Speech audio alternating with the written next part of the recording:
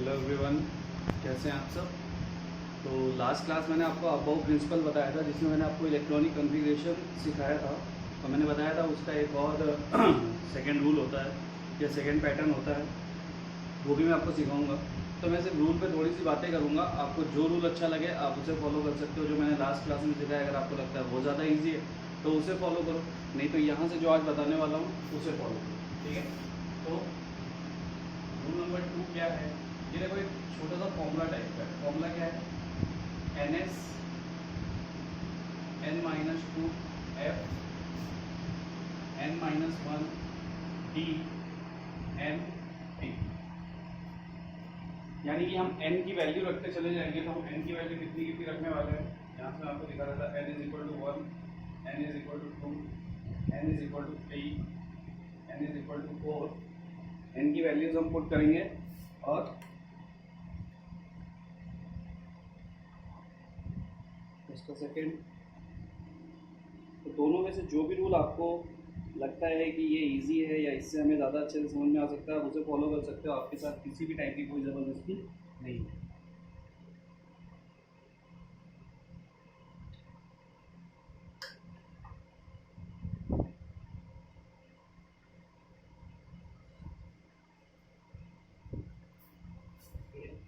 n is equal to 4, फिर n is equal to 5, n is equal to 6 और n is equal to 7।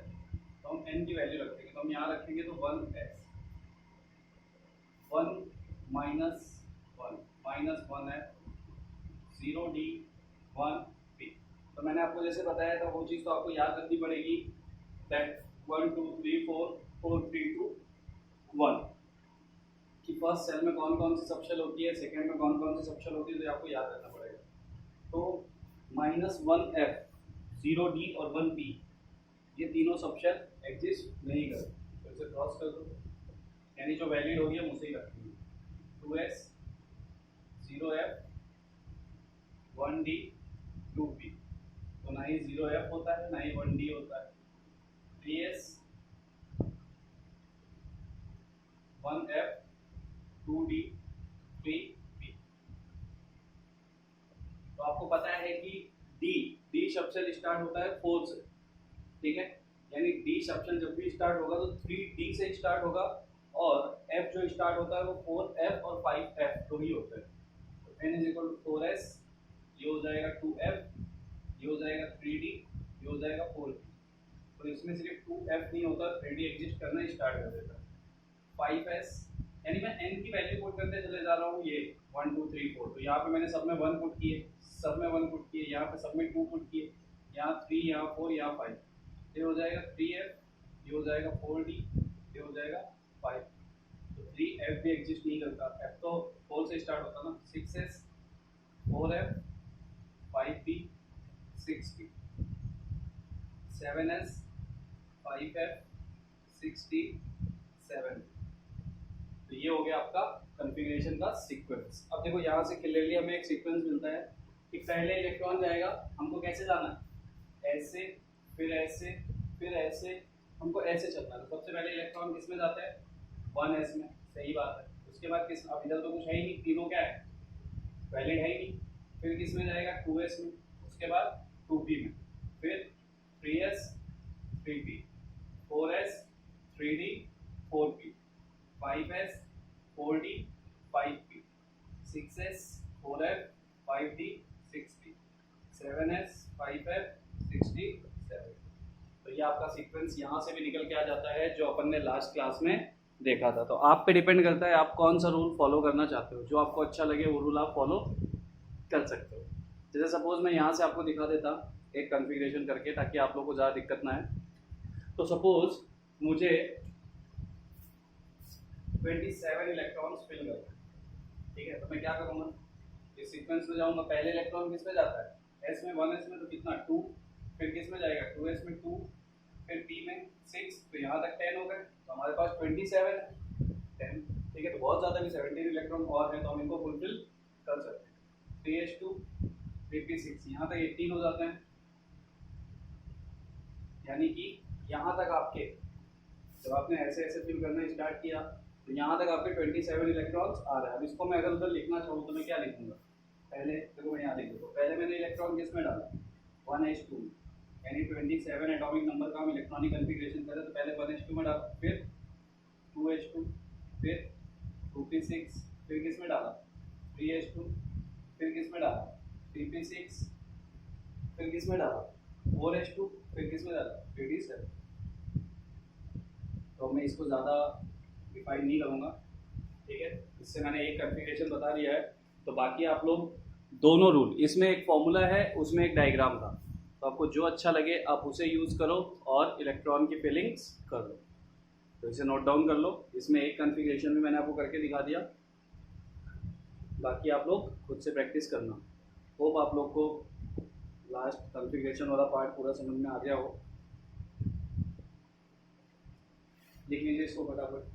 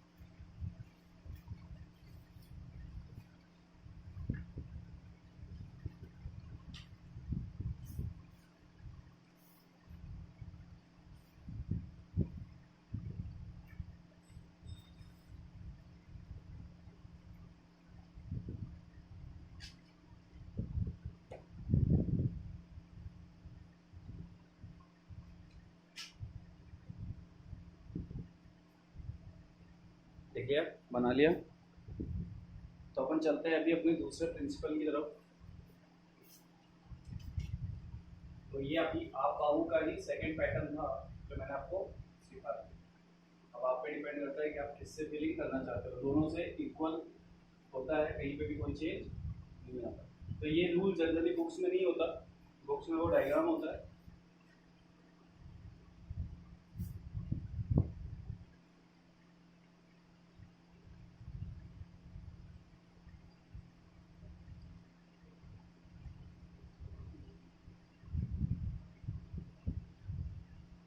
चलिए आज हम बात करते हैं इसके बाद दूसरे प्रिंसिपल की तरफ। तो दूसरी जो थ्योरी या प्रिंसिपल है उसका नाम है पॉली एक्सक्लूजन थ्योरी।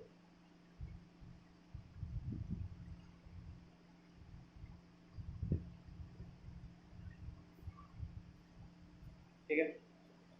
तो जो मैंने आपको एक बात बोली थी कि एक ऑर्बिटल मैक्सिमम 2 ही इलेक्ट्रॉन कंटेन कर सकता है, वो मैंने नहीं, इन्होंने बोला था, मैंने तो सिर्फ आपको बताया है। ठीक है। तो एक ऑर्बिटल में सिर्फ 2 इलेक्ट्रॉन हम डाल सकते हैं, ऐसा किसने बताया था? पाउली। तो पाउली एक्सक्लूजन थ्योरी जो थी वो अपन अभी पढ़ने जा रहे हैं। तो हेडिंग डाल ली, लिखिए। इसमें उनका स्टेटमेंट क्या था?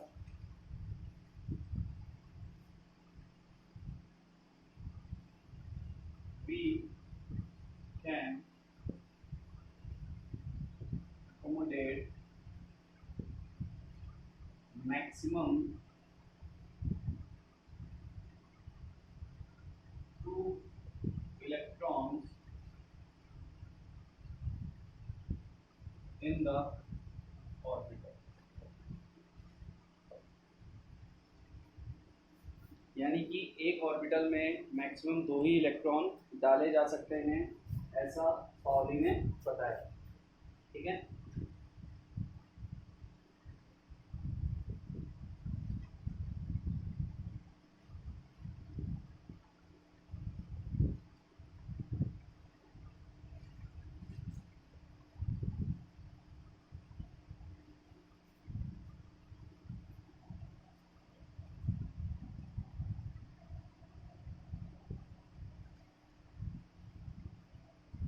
We can accommodate maximum 2 electrons in the orbital।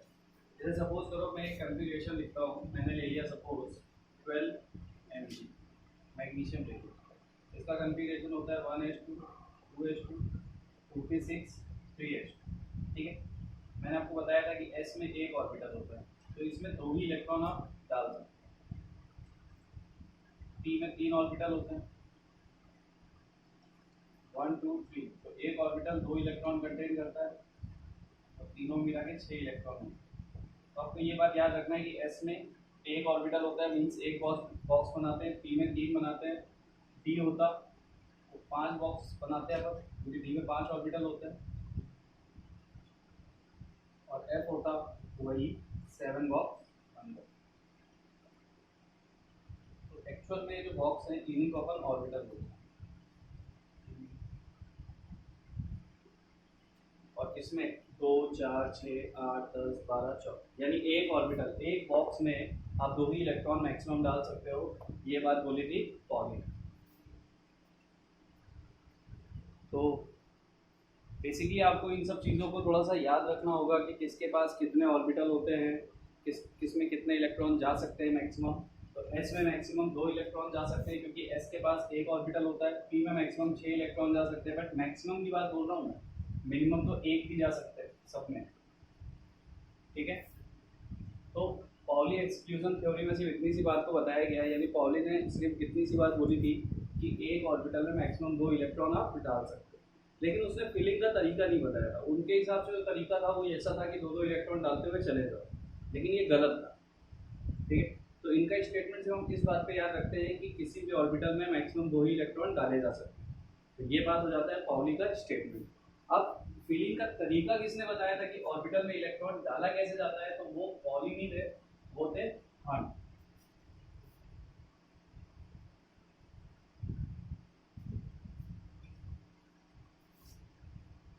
Next जो है वो है हंट्स रूल।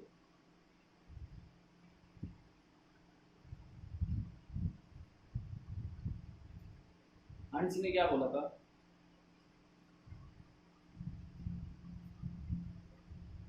हंट्स ने बोला था pairing of electrons in the orbital not occur until each orbital contains single electron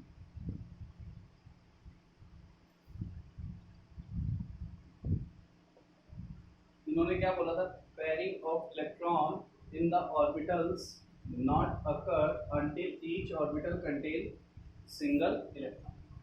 यानी कि ये बात सही थी कि एक ऑर्बिटल में 2 इलेक्ट्रॉन जा सकते हैं, ठीक, p में 6 इलेक्ट्रॉन जाते हैं, d में 10 जाते हैं, f में 14 जाते हैं, लेकिन आप तब तक, जैसे मैंने आपको लास्ट क्लास में बताया था, हाफ फिल्ड और फुल फिल्ड, तो सिंगल सिंगल इलेक्ट्रॉन मैंने पांचों में डाले थे।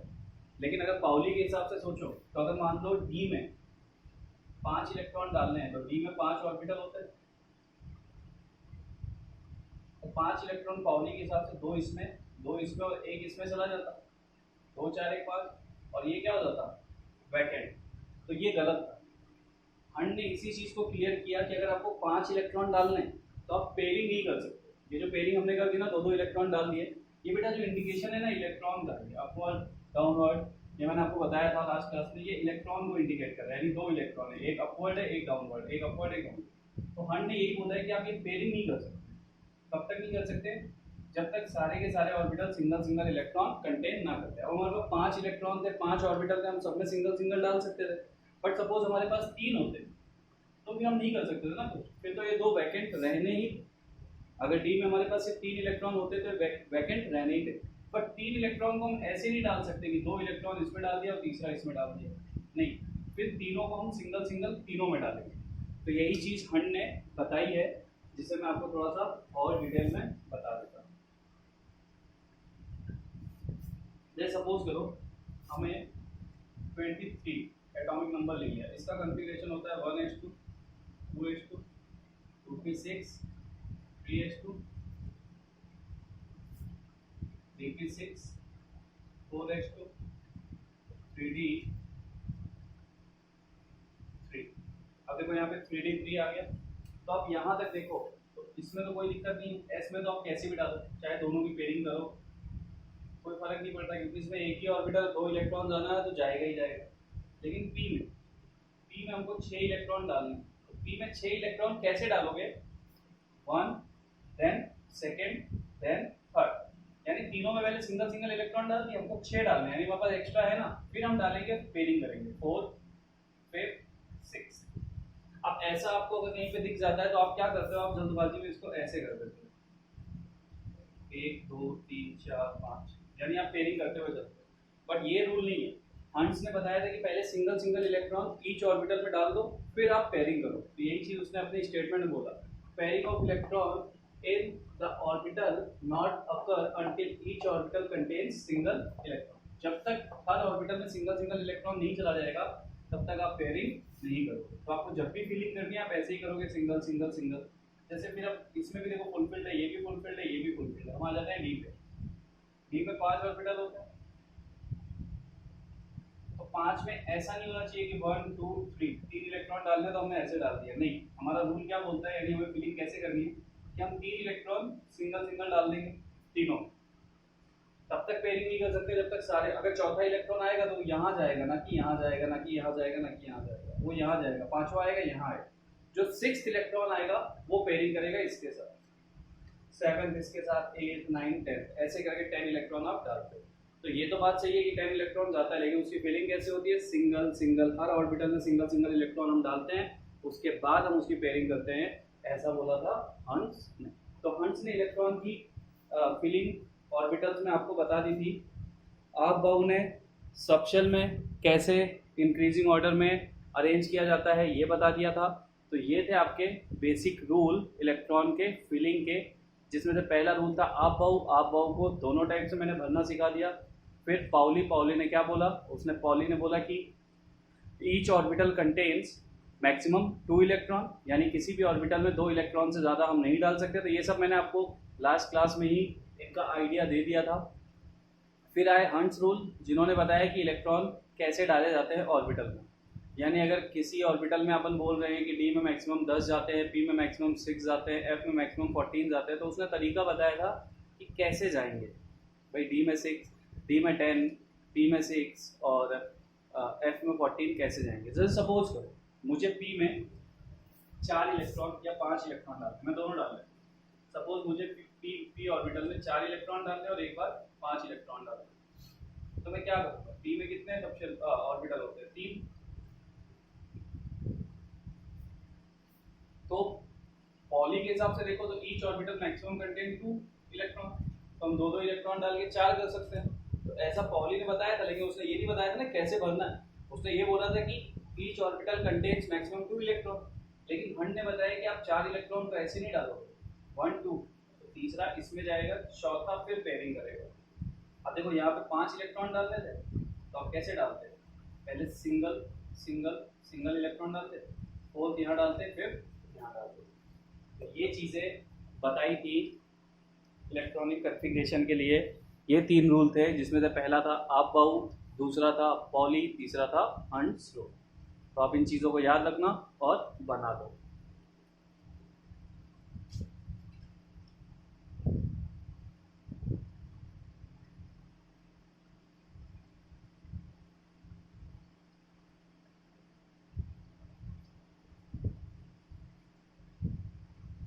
तो इसका ध्यान आप लोगों को तब रखना है जब कोई अपने मैक्सिमम इलेक्ट्रॉन से कम कंटेन कर रहा हो, यानी कोई ऑर्बिटल जिसमें जितने इलेक्ट्रॉन जा सकते हैं उससे कम इलेक्ट्रॉन अगर उसमें जा रहे हैं, तब आपको फिलिंग के इस रूल को ध्यान रखना है। अब जैसे डी में 10 इलेक्ट्रॉन है तो कुछ भी करो आप, चाहे 2 2 करके रखो, पांचों में 2 2 दिख नहीं है, तो वहाँ पे तो आपको कोई पूछने वाला भी नहीं है कि कैसे भरा आपने। लेकिन अगर डी में 7 इलेक्ट्रॉन डालने हुए, तो अगर आपने 2 2 2 1 कर दिया तो एक तो वैकेंट रह जाएगा, उस केस में आपको ध्यान रखना पड़ेगा। चलिए अपन 2 कन्फिग्रेशन और कर लेते हैं। 23 हो गया, अब एक काम करते हैं, एक बार 24 कर लेते हैं और एक 27 कर लेते हैं।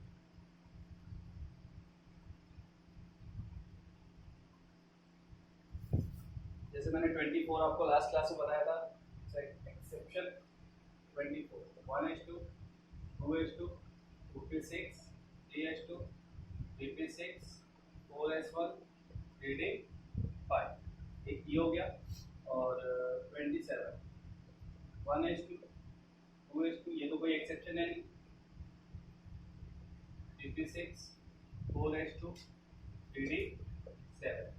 अब देखिए एक चीज तो क्लियर है, यहाँ से लेके यहाँ तक तो कोई दिक्कत आने वाली है नहीं, कैसे भी इलेक्ट्रॉन फिल करो। एस में 2 इलेक्ट्रॉन जा सकते हैं बट यहाँ पे सिर्फ एक है।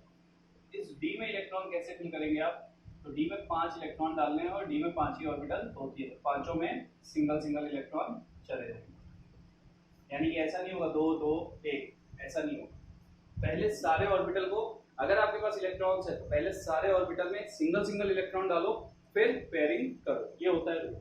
अब जैसे यहाँ पे 7 इलेक्ट्रॉन, यहाँ तक तो क्या है फुलफिल्ड है, कैसे भी डालो कुछ फर्क नहीं पड़ता। बट 7 इलेक्ट्रॉन आप कैसे डालोगे, तो 1 2 3 4 5। अब आप करना स्टार्ट करोगे पेयरिंग, 6 7 8 होता तो यहाँ करते, 9 होता तो यहाँ, 10 होता तो, ठीक है। तो देखिए डी में मैक्सिमम 10 इलेक्ट्रॉन जा सकते हैं, उससे कम है तो हमें उस रूल का ध्यान रखना पड़ा और हमने उसी के अकॉर्डिंग फिलिंग की। तो ये था आपका हंट्स रूल, लिख लीजिए।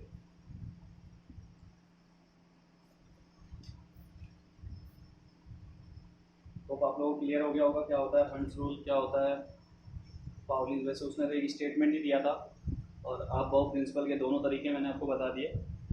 तो आप प्रिंसिपल का पहला वाला ही तरीका आप ने दिया था और दूसरा रूल जनरली बनाया गया है।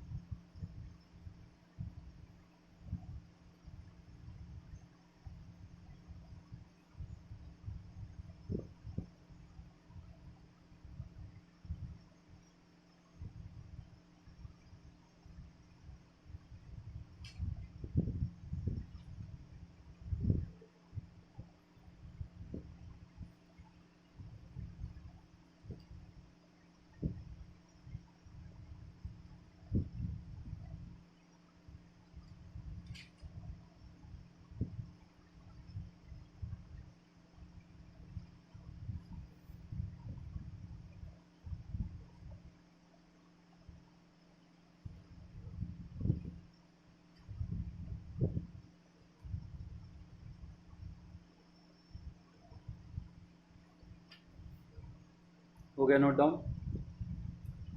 चलिए अब अपन कुछ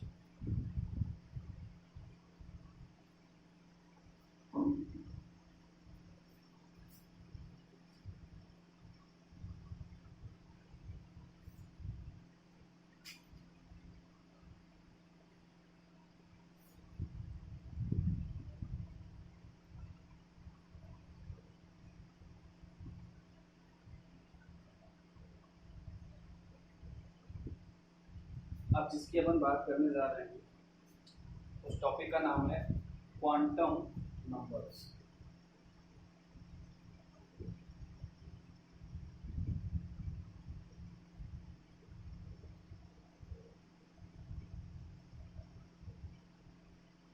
क्वांटम नंबर हम जनरली इलेक्ट्रॉन्स के लिए निकालते हैं, ठीक है।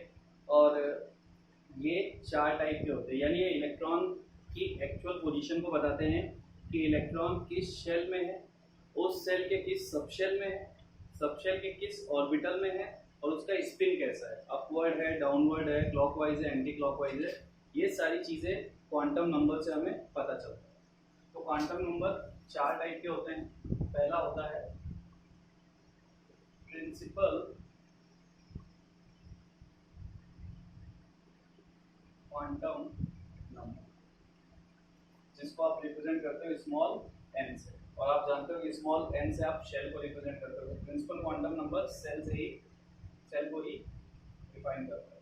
सेकेंड होता है अजीमुथल क्वांटम नंबर, जिसको इंडिकेट किया जाता है L से, ये बताता है सब शेल। तो आप इसको शॉर्ट फॉर्म में यहाँ पे ऐसे भी लिख सकते हो, यानी इसको अपन डिफाइन करके भी लिखेंगे तो ये डिफाइन करता है शेल को, यानी कि किस शेल में इलेक्ट्रॉन है, ये डिफाइन करता है सब शेल को, यानी sp_df।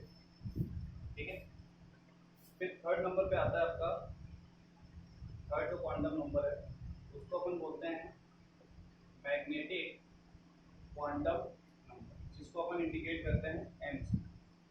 ये बताता है ऑर्बिटल के बारे में।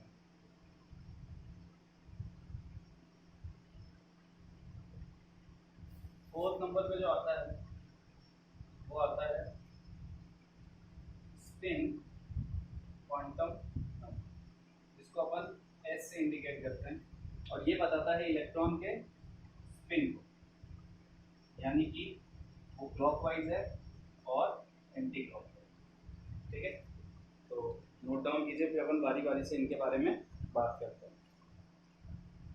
4 टाइप के क्वांटम नंबर अपन को पढ़ने हैं। प्रिंसिपल क्वांटम नंबर, अजीमुथल,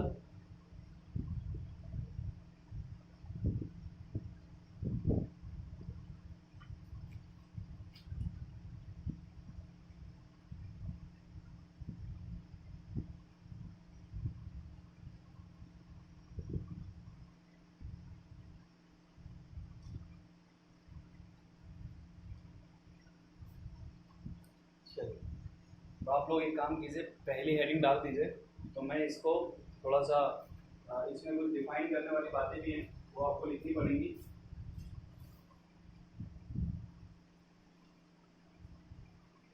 तो पहली वाली हेडिंग डाल दीजिए, principal quantum number.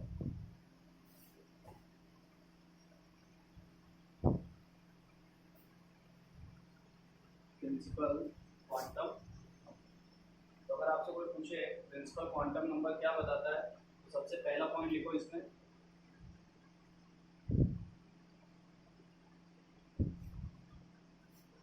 Principal quantum number में सबसे पहला पॉइंट, एक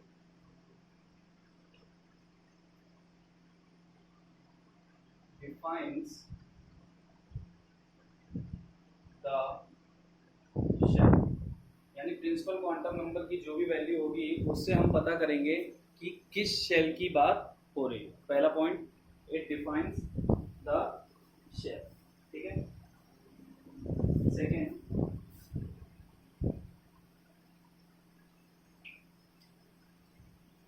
it determines the average distance between electron to the nucleus, means it defines the size of an atom, यानी प्रिंसिपल क्वांटम नंबर इलेक्ट्रॉन और न्यूक्लियस के बीच की एवरेज डिफरेंस को define करता है, और ये एटम के साइज को भी डिफाइन करता है।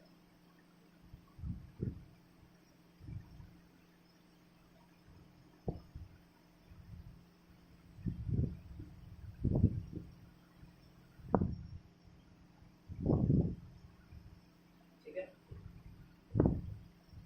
दो पॉइंट हो गए।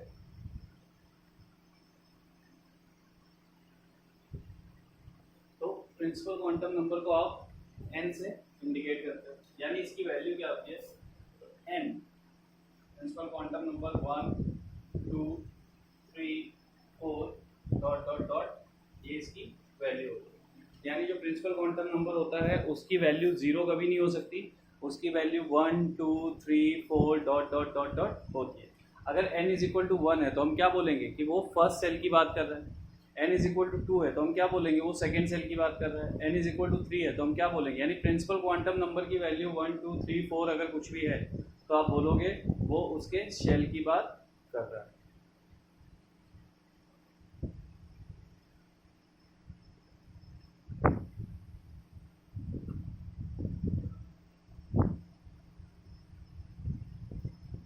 ठीक है,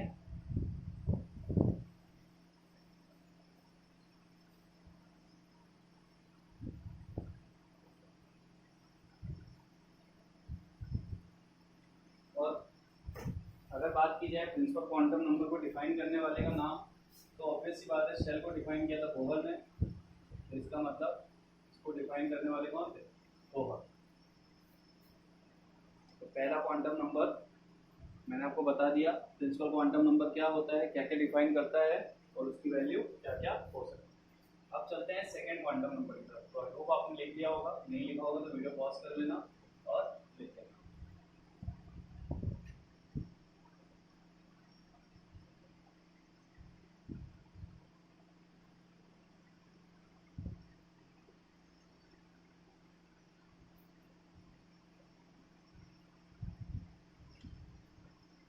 सेकंड अपन बात करने जा रहे हैं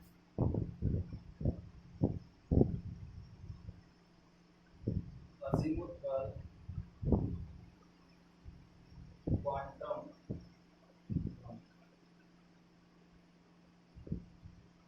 जो कि डिफाइन करता है इसको, सबशेल्स को, यानी कि कौन सी सबशेल की बात हो रही है और इसको इंडिकेट किया जाता है एल से, स्मॉल एल से अजीमुथल क्वांटम नंबर को इंडिकेट किया जाता है।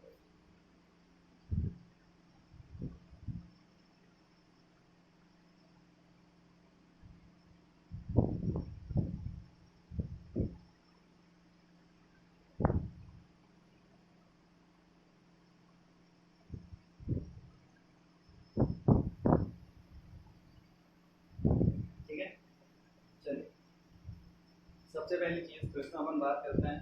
तो पहला point,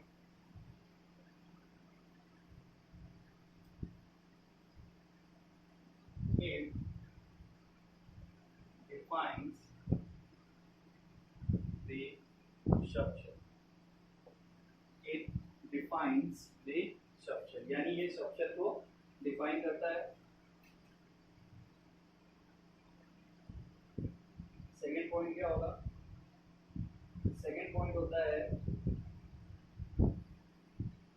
azimuthal quantum number, it tells about the shape of subshell, यानी ये सबशेल के शेप को भी बताता है।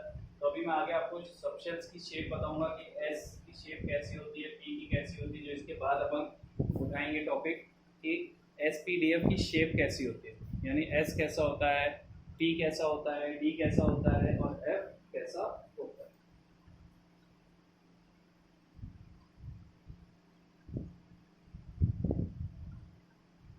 ठीक है, थर्ड,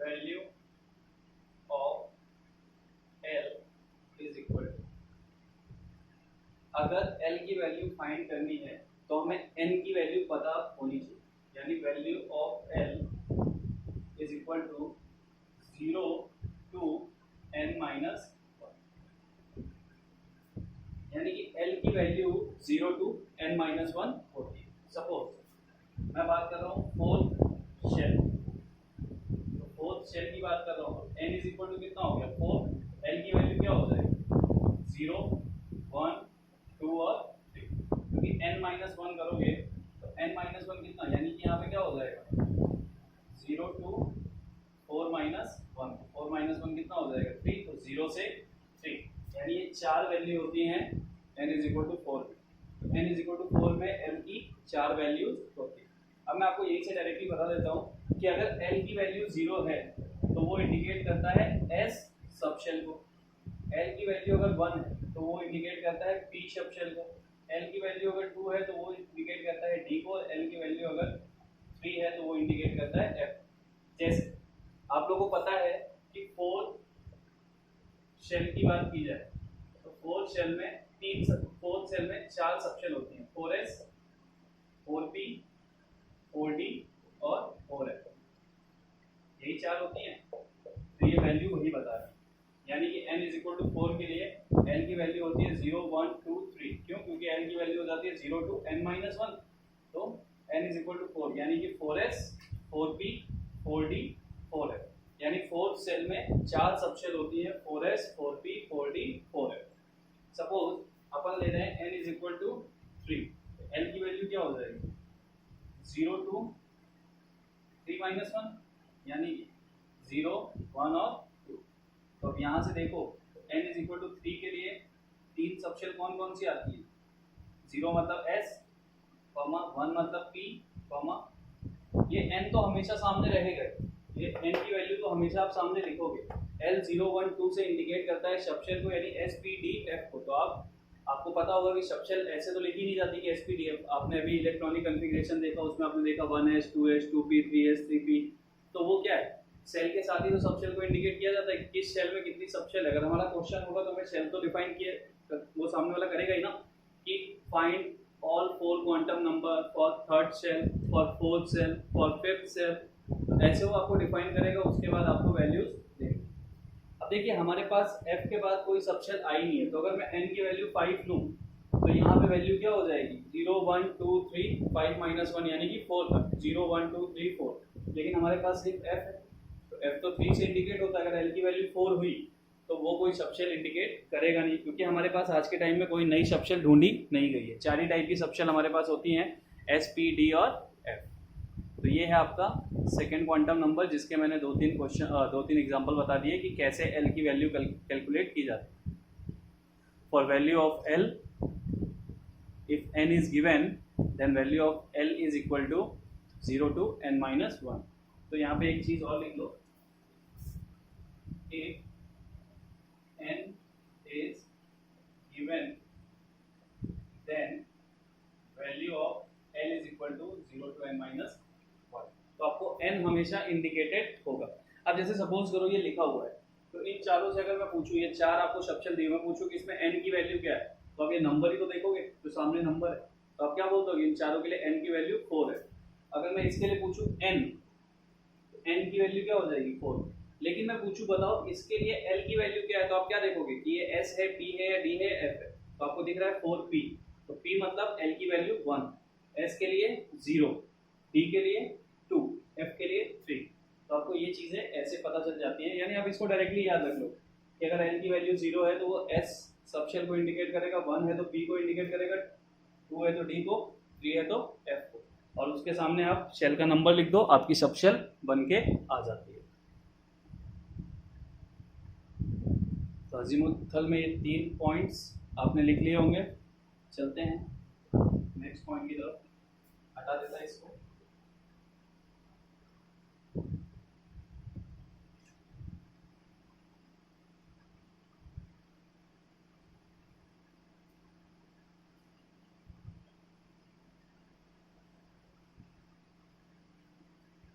फोर्थ पॉइंट, तो फोर्थ पॉइंट क्या है,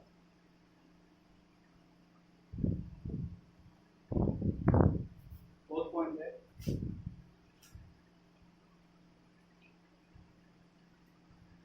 it represents the orbital angular momentum। ठीक है, it represents the orbital angular momentum। तो ऑर्बिटल एंगुलर मोमेंटम को ये रिप्रेजेंट करता है, जो कि किसके इक्वल होती है, जो कि इक्वल होती है which is equal to, which is equal to, अगर आपको क्वेश्चन में पूछा जाए फाइंड ऑर्बिटल एंगुलर मोमेंटम, इस चीज को अच्छे से ध्यान देना, इस चीज को आप लोग कॉपी के टॉप पे भी लिख लेना। तो वो किसके इक्वल हो जाता है, वो इक्वल हो जाता है h/2πl l प्लस 1। h होता है आपका प्लैंक्स कांस्टेंट, 2π l की वैल्यू अभी मैंने आपको निकालना सिखा दी। तो अगर आप इस फॉर्मूले को यूज करोगे तो आपका अगर क्वेश्चन बोलता है if l is equal to 3 then find angular orbital angular momentum, तो आप इस फॉर्मूले को यूज करके ऑर्बिटल एंगुलर मोमेंटम निकाल सकते हो। तो इसमें ऐसी कोई भी वैल्यू नहीं है जो आपको निकालनी ना आती हो।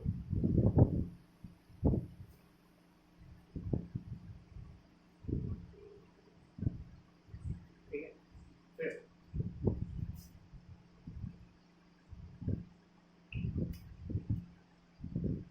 The maximum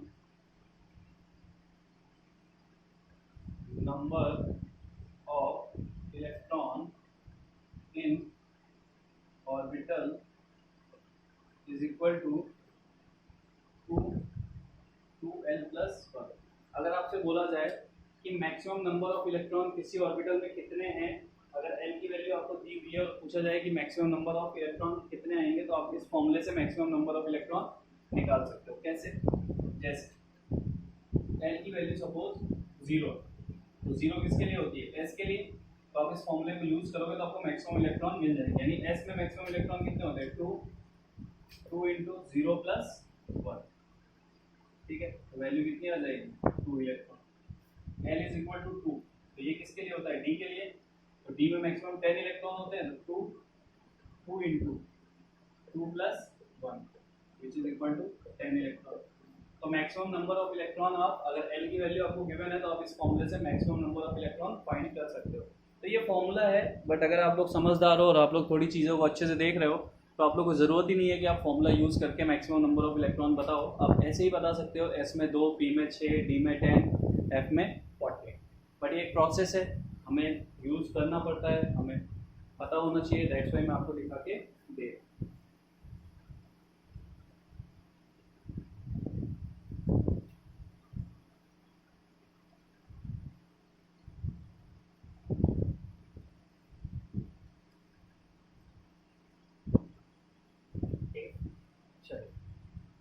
next point,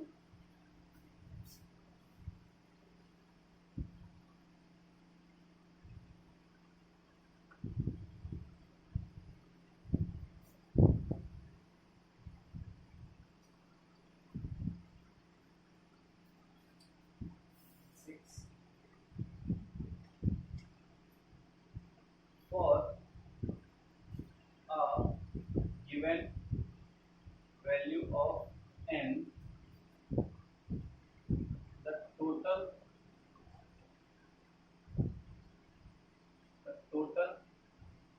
value of l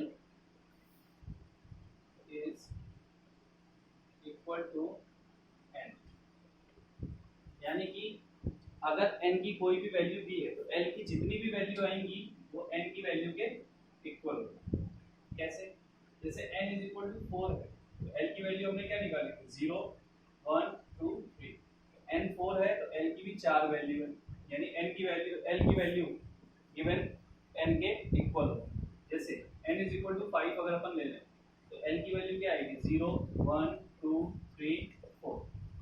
1, 2, 3, 4, 5, क्योंकि l की वैल्यू क्या होती है? 0 to n minus 1।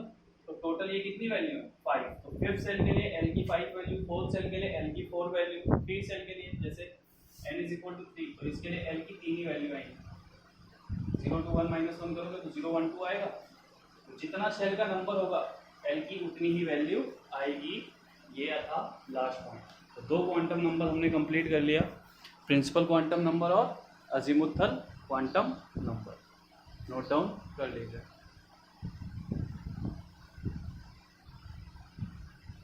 अब चलेंगे अपन थर्ड क्वांटम नंबर की तरफ, which is called magnetic quantum number. तो आज की क्लास से अपन ने दोनों क्लास को बैलेंस कर लिया। जो लास्ट क्लास आपने सिर्फ आप बाहु पे ही कंप्लीट कराई, आज काफ़ी चीज़ें अपन ने देख ली। 2-3 कॉन्सेप्ट होना मतलब 1 घंटे के लेक्चर में बहुत बड़ी बात है। तो आप इस चीज़ को मान के चलिए कि वीडियो लेक्चर अगर आपको 1 घंटे का मिल रहा है तो वो मिनिमम 1.5 घंटे का है, क्योंकि जो टाइम आपको लिखने के लिए क्लास में चाहिए होता है, जो आपको समझने के लिए चाहिए होता है, फिर बीच में किसी के डाउट आ जाते हैं तो वो सारे टाइम यहाँ पे इंक्लूडेड नहीं है। तो जितना भी टाइम आपको लेक्चर का मिल रहा है ये आपके लिए सफिशिएंट है और आप इसमें अच्छे से काम कीजिए।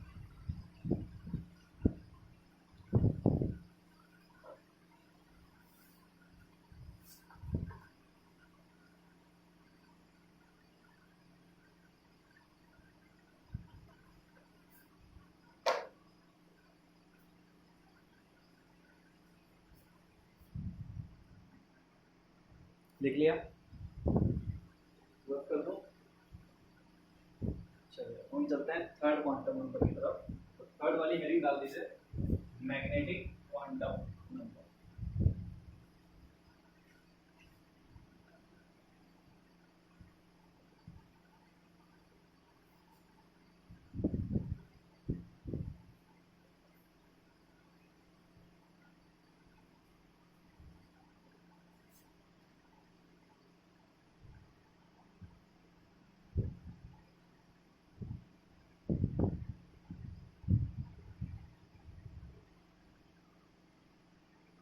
इसको इंडिकेट किया जाता है m से, मैग्नेटिक क्वांटम नंबर जिसको इंडिकेट किया जाता है m से, और ये डिफाइन करता है किसको? Orbital.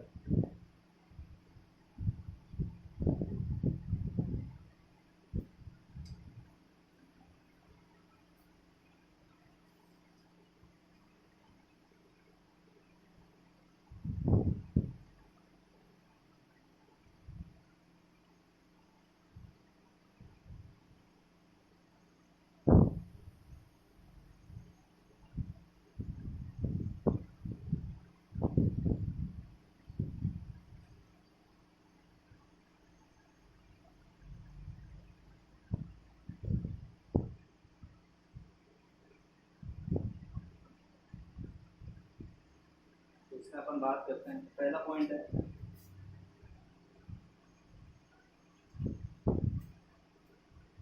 it defines the orbitals. It defines the orbitals.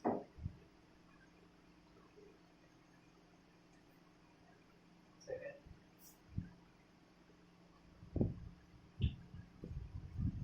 for a given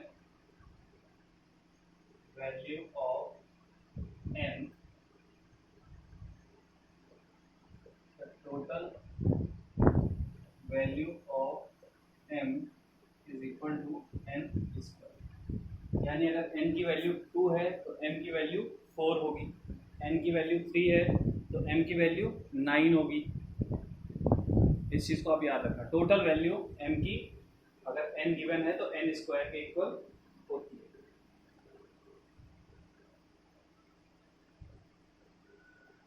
third,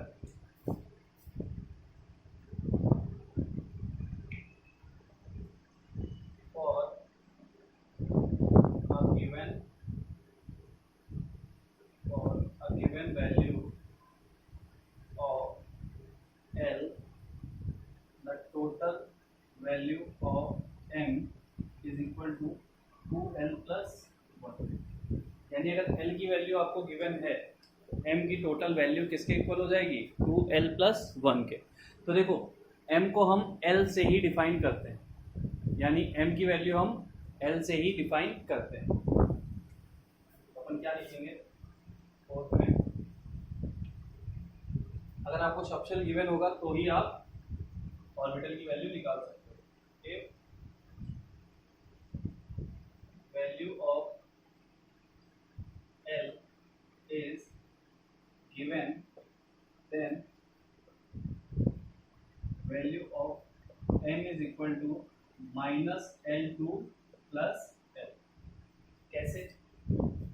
जैसे L की वैल्यू मैं ले लेता हूँ कि मेरे पास L की वैल्यू 0 है, एक बार 1 है, 2 है और 3। सपोज मेरे पास L की ये 4 वैल्यू है तो अब M की वैल्यू क्या आएगी? 0 में माइनस 0 से प्लस 0 तो होता नहीं, तो L अगर 0 है तो M की वैल्यू भी 0 आएगी। तो ये बात याद रखना, अगर L की वैल्यू 0 है तो M की वैल्यू भी 0 ही रहेगी। यानी कि टोटल वैल्यू अगर पूछे तो ये वैल्यू कितनी होगी? 1। एक वैल्यू होगी ना, अब ये जीरो कोई नंबर तो ऐसा तो है नहीं, जीरो मतलब उसकी वैल्यू दिखा रहा है कि जीरो जीरो, नहीं, ये टोटल नंबर ऑफ वैल्यू दिखा रहा है। तो l is equal to zero, तो जीरो तो एस को इंडिकेट करता है ना, तो एक वैल्यू, तो यहाँ पे भी एम की एक वैल्यू, एल की वैल्यू अगर 1 है, एम की वैल्यू हो जाएगी -1 टू +1, विच मीन्स -1 0 एंड +1, तीन वैल्यू आ जाएंगी।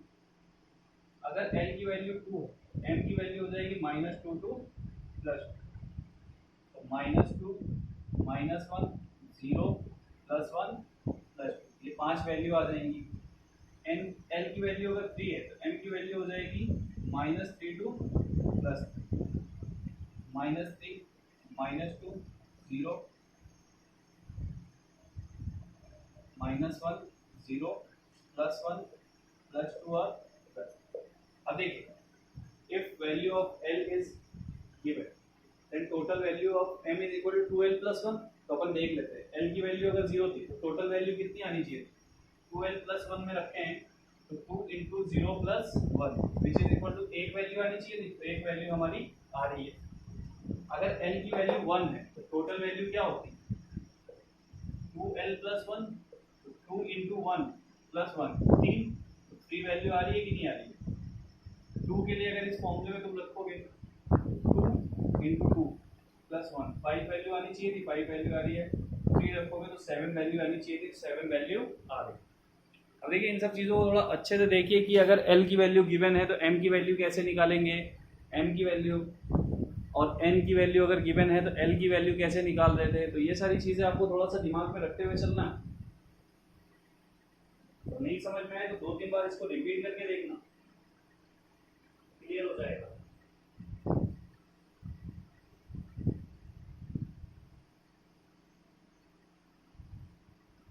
ठीक है, तो ये था आपका थर्ड क्वांटम नंबर जिसकी वैल्यूज हम कैलकुलेट करते हैं। अब आ जाते हैं अपने फोर्थ क्वांटम नंबर पे जिसको हमने बोला है स्पिन क्वांटम नंबर। तो सबसे इजी क्वांटम नंबर जो होता है वो स्पिन क्वांटम नंबर होता है। उसके लिए कुछ भी नहीं करना होता, क्योंकि इलेक्ट्रॉन के स्पिन मैंने आपको बताया दो ही टाइप से होते हैं, या तो क्लॉकवाइज या फिर एंटी क्लॉकवाइज। इसके अलावा कोई और स्पिन तो इलेक्ट्रॉन कंटेन करता नहीं, तो दो ही वैल्यू उसके लिए आती है। अगर आपको ये चीज़ें ना समझ में आए कि कैसे हम वैल्यू निकाल रहे हैं तो आप एक काम करना, इसको वापस से रिपीट करना, एक बार रफ में प्रैक्टिस करना, अपने आप क्लियर हो जाएगा। क्योंकि अगर आप n की वैल्यू से l की वैल्यू नहीं निकालना सीखोगे, l की वैल्यू से m की वैल्यू निकालना नहीं सीखोगे तो आप क्वांटम नंबर सीख ही नहीं सकते। ये जो थ्योरेटिकल पार्ट है इसको एक बार अवॉइड भी कर दोगे ना चलता है, इसका इतना कोई लेना देना नहीं है कि आपसे कोई थ्योरेटिकल वे में पॉइंट पूछेगा। आपसे सिर्फ कोई भी क्वेश्चन अगर करेगा तो यही बोलेगा if find the all four quantum. मैं क्वेश्चंस कराऊंगा, आप उसकी टेंशन छोड़ो, पर जितना बोल रहा हूँ उतना करो। n से l की वैल्यू, l से m की वैल्यू कैसे कैलकुलेट की जाती है इसको आप लोग अच्छे से समझ लो। फोर्थ नंबर पे आएगा स्पिन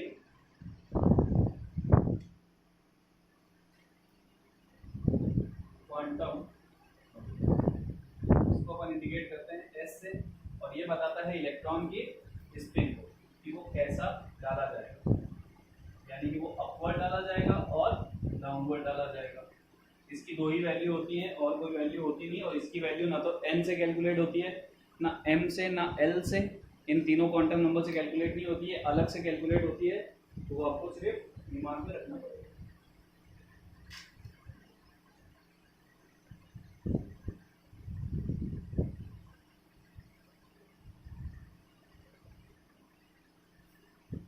चलिए, तो पहला पॉइंट क्या है, पहला पॉइंट है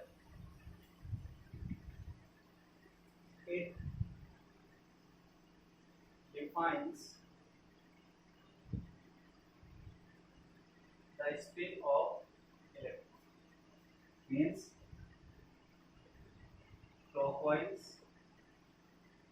और एंटी क्लॉकवाइज। तो क्लॉकवाइज और एंटी क्लॉकवाइज का मतलब क्या है, क्लॉकवाइज मतलब अपवर्ड डायरेक्शन और डाउनवर्ड। अपवर्ड मतलब जब इलेक्ट्रॉन को हम ऐसे डालते हैं ऑर्बिटल में, डाउनवर्ड मतलब जब इलेक्ट्रॉन को हम ऐसे डालते हैं। तो ये क्वांटम नंबर आपको सिर्फ इलेक्ट्रॉन के स्पिन को बताता है कि कैसे डाला गया इलेक्ट्रॉन, अपवर्ड, डाउनवर्ड या फिर क्लॉकवाइज या एंटी क्लॉकवाइज। क्लॉकवाइज को अपवर्ड बोलते हैं, उसका स्पिन ऐसा होता है, एंटी क्लॉकवाइज डाउनवर्ड, उसका स्पिन ऐसा होता है। The value of s is equal to +1/2 और -1/2, यानी स्पिन क्वांटम नंबर की दो ही वैल्यू होती है, +1/2 और -1/2। अब देखो यहाँ पे देखो, अगर इलेक्ट्रॉन क्लॉकवाइज, ठीक है, क्लॉकवाइज का मतलब अपवर्ड एरो से उसे डाला गया है, समझ में आया? यानी कि इलेक्ट्रॉन ऐसे डाला गया है तो उसकी वैल्यू होती है +1/2। तो आप इलेक्ट्रॉन की फिलिंग करोगे तो इलेक्ट्रॉन अगर ऐसा है तो स्पिन क्वांटम नंबर +1/2 हो जाएगा, और अगर एंटी क्लॉकवाइज है यानी कि डाउनवर्ड डायरेक्शन में अगर इलेक्ट्रॉन को डाला गया है तो उसकी वैल्यू -1/2 हो जाएगी। तो अगर मान लो मैं एक ऑर्बिटल में 2 इलेक्ट्रॉन डाल रहा हूँ तो इसकी वैल्यू है +1/2 और इसकी वैल्यू है -1/2।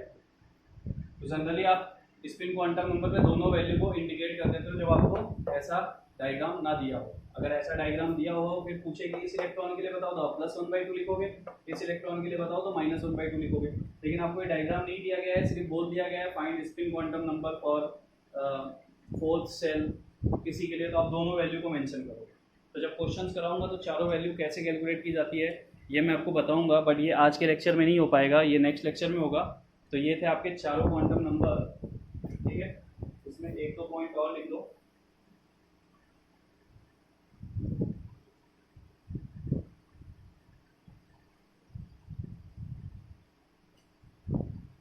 Maximum spin of an atom, last point लिखो इसमें, थर्ड पॉइंट, कि किसी एटम में मैक्सिमम स्पिन कितना हो सकता है। Maximum spin of an atom is equal to 1/2 into number of unpaired electron. तो अनपेयर्ड इलेक्ट्रॉन का मतलब क्या होता है, इस चीज को थोड़ा समझ लो। जैसे मान लो P में हमने, मान लो हमारे पास D सबशेल है, ठीक है, 4D हमारे पास सबशेल है, उसमें हमको 4 इलेक्ट्रॉन डालने हैं। तो D में कितने सबशेल होते हैं, 5।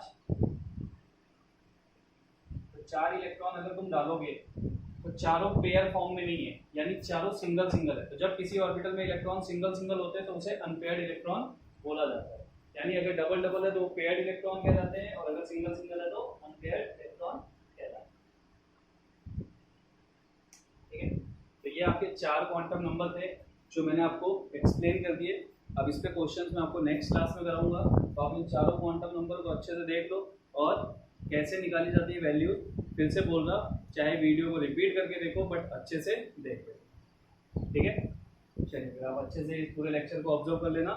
नेक्स्ट लेक्चर में मैं इससे रिलेटेड क्वेश्चन कराऊंगा, और बस अपन लगभग खत्म करने की जगह पे ही हैं। एक मेन टॉपिक अपना बचता है श्रोडिंगर वेव इक्वेशन।